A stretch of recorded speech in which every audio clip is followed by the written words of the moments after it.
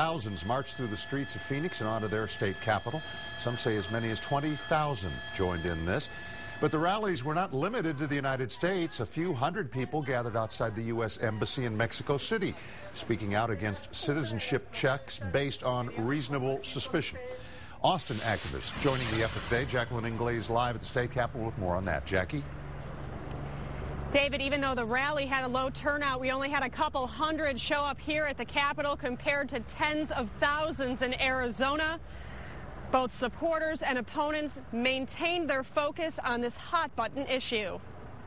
Through dance and through speech, Austinites turned out at the Capitol for the National Day of Action, calling for immigration reform and protesting Arizona's reasonable suspicion law.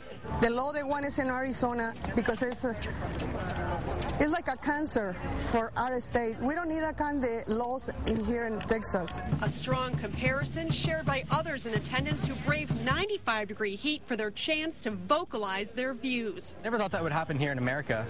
It's kind of like Nazi Germany, you know, like where they can just come up to you at any point and say, show me your papers. Despite rally turnout being low, people in support of Arizona's law did make it to the steps of the Capitol, ready to voice their opinion, ready to defend the law, and ready to denounce that it is in any way racial profiling. Well, I show my ID when I go to the gas station to buy beer.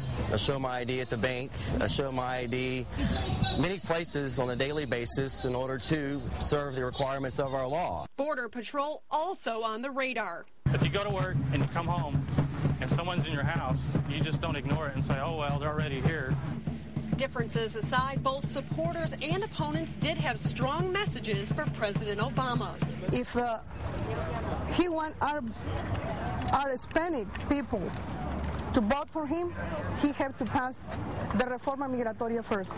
I think Janet Napolitano should be fired because she's not protecting the American people.